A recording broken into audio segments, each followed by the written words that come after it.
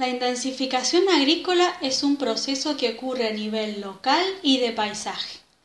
A nivel local está dado por el uso de herbicidas, fertilizantes, por el laboreo del suelo, etc., mientras que a nivel de paisaje está dado por el reemplazo de áreas naturales por campos de cultivo, conllevando a una homogenización del paisaje donde predomina el uso intensivo del suelo.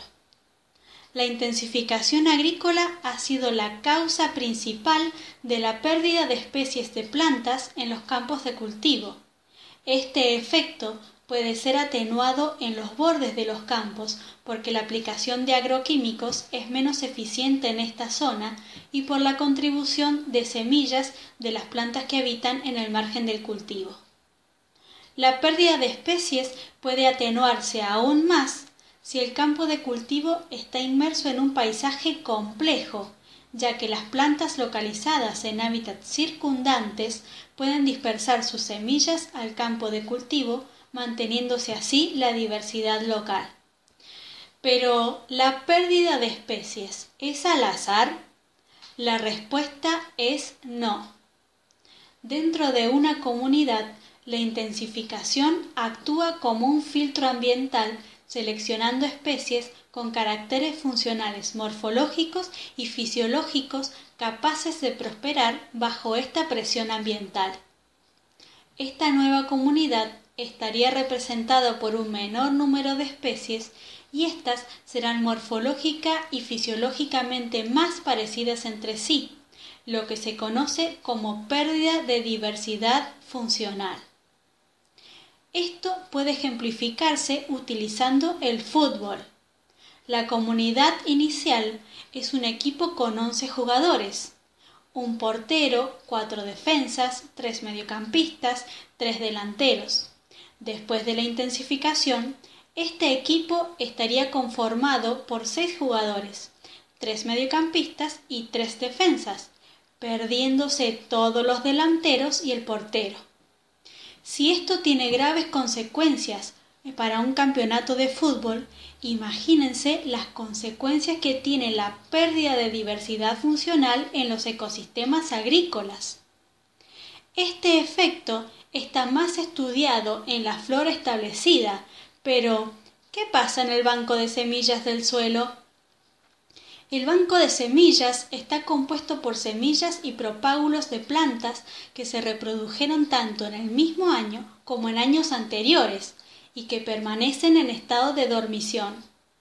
Estas características hacen que el efecto de la intensificación sea más retardado en el suelo que en la flora establecida y por lo tanto que el banco de semillas puede restaurar la riqueza y la pérdida de diversidad funcional de la flora establecida. Para analizar la hipótesis de que el número de especies y la diversidad funcional disminuyen en el centro del cultivo y en paisajes predominados por tierra arable, se tomaron muestras de suelo en 22 campos de cereal localizados en el valle del Guadalquivir, en el sur de España. En cada campo se tomaron 27 muestras de volumen estandarizados en el borde y otras 27 en el centro del cultivo. Las muestras se colocaron en bandejas separadas por posición y por campo y se pusieron a germinar en un invernadero. Se identificaron todas las especies germinadas, anotándose el número de especies y analizando sus caracteres funcionales de altura de planta, mes de floración, peso de semillas y si eran anuales o perennes.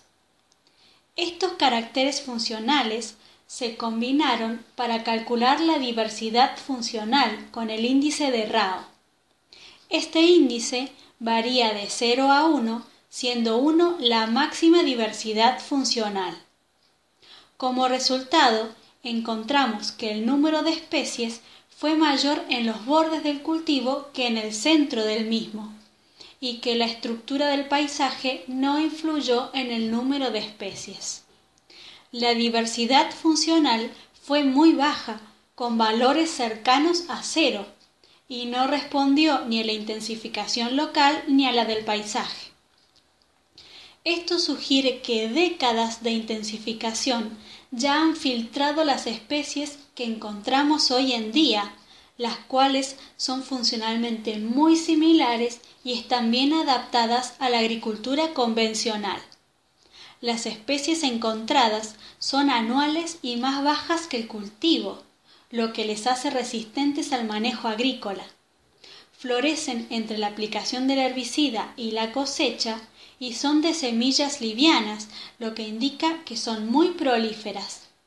En conclusión, el banco de semillas tiene potencial de incrementar la riqueza de especies en la flora emergida en los bordes del campo, pero no de incrementar la diversidad funcional.